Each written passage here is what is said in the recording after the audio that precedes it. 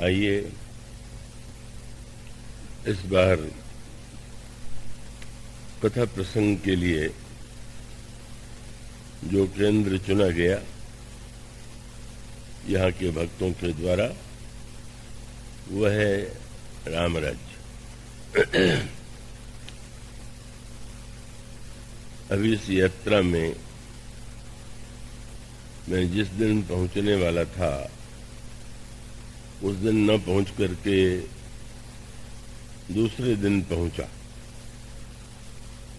इतना अधिक विलंब हो गया यात्रा में, गाड़ी इतना घूम करके आई। तो किसी ने कहा कि ये विघ्न क्यों पड़ा, तो मैंने कहा उस राम राज्य की स्थापना के लिए तो 14 वर्ष लग गए थे। अगर यहाँ 14 घंटे देर हो रही है कथा के लिए तो कोई आश्चर्य नहीं है।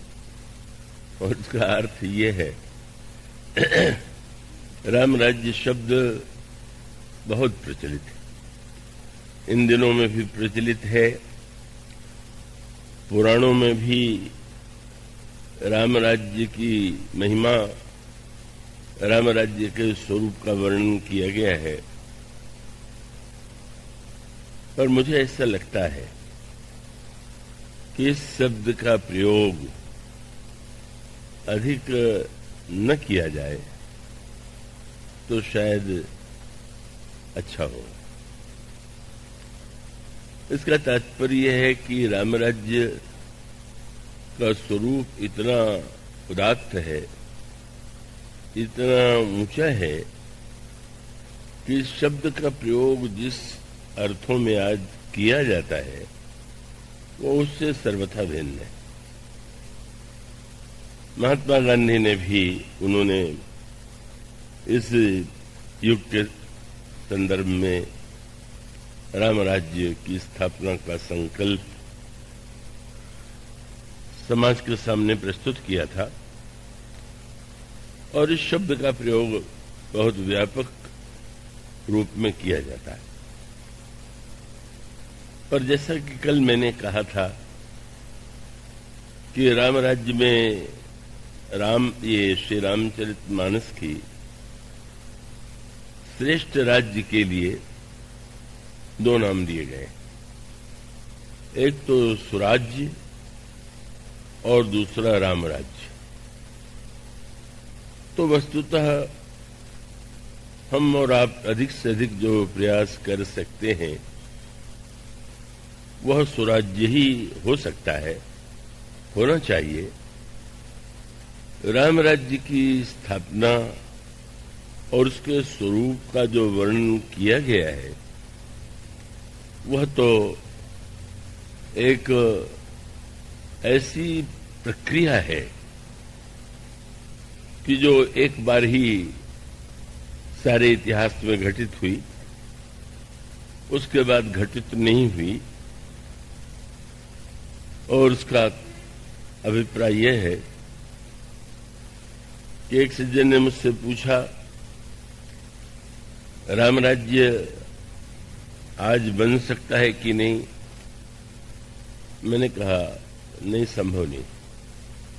हम अधिक से अधिक सुराज्य का आदर्श सामने रखें और राम राज्य की भावना को हृदय में पहले ग्रहण करने की चेष्टा करें। राम राज्य की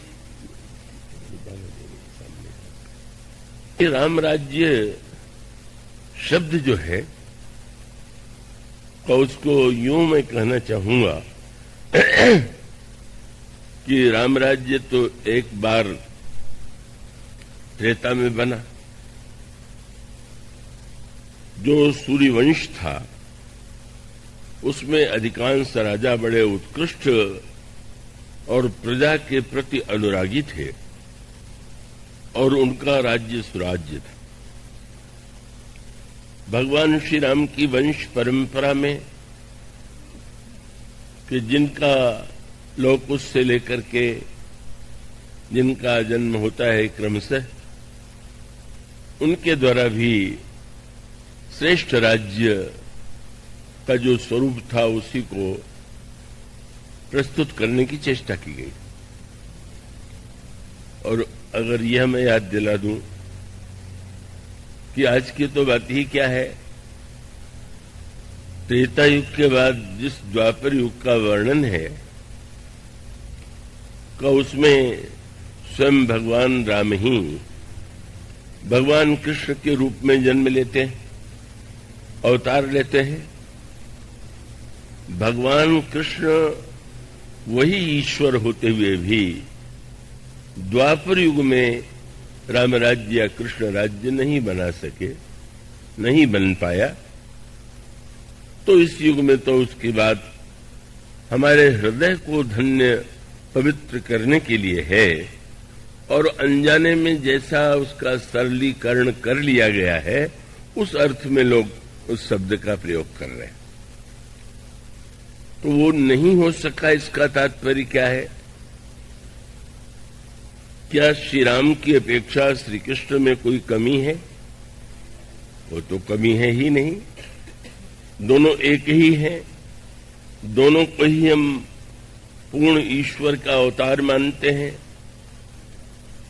पर यदि द्वापर युग में भी राम राज्य नहीं बन सका, श्री कृष्ण राज्य नहीं बन सका, तो उसका एकमात्र कारण यह है, जिसका संकेत गोस्वामी जी ने जब वो सिंहासन पर श्री राम और सीता जी का वर्णन करते हैं तो उसमें एक विलक्षण सा संकेत है, और वो संकेत यह है कि भगवान राम और सीता जी सिंहासन पर विराजमान हैं, पर उनके आसपास जो पात्र आपको खड़े दिखाई देते हैं, कभी उनकी ओर आपका ध्यान गया? गोस्वामी जी कहते हैं, राज चिन्ह के रूप में जो वस्तुएं उस समय युग में मानी जाती थी, रामायण के पात्र जो वहां थे वो अलग अलग वस्तुओं को उठाए हुए थे। और वे वस्तुएं कौन थीं? वे कहते हैं छत्र, चामर, व्यजन, धनु, अस्सी, चर्म और शक्ति। और उठाने वाले कौन हैं? गोस्वामी जी कहते हैं कि भरतादि अनुज विभीषण अंगद हनुमदादि समेत ते गहे छत्र चामर व्यजन धनु अस्सी चर्म शक्ति विराजते। श्री सहित दिन कर वंश भूषण काम बहु छवि सोहई न अम्बुधर बरगात अम्बर पीत सुर मन मोहई। इसमें जो निहित संकेत है आप और हम उसे समझने की चेष्टा करें। और इसका अर्थ यह है कि श्री राम को हम व्यक्ति नहीं मानते, साक्षात ईश्वर मानते। अगर ईश्वर के द्वारा ही राम राज्य बन पाता होता तो वह ईश्वर तो हम सबके हृदय में ही विराजमान है, ऐसा सारे शास्त्र कहते हैं, ऐसा सभी आचार्यों का मत है। और तब उसका सूत्र यह है कि राम राज्य की स्थापना के लिए केवल ईश्वर का होना ही यथेष्ट नहीं है, आवश्यकता इन पात्रों की है जो पात्र यहां पर खड़े हैं। श्री भरत, श्री लक्ष्मण, श्री शत्रुघ्न, हनुमान जी महाराज, विभीषण और अंगद, अगर हम उसे समझ लें तो हम यह समझ सकते हैं कि वस्तुतः राम राज्य की स्थापना कितनी जटिल, कितनी असंभव प्राय। और वह यह है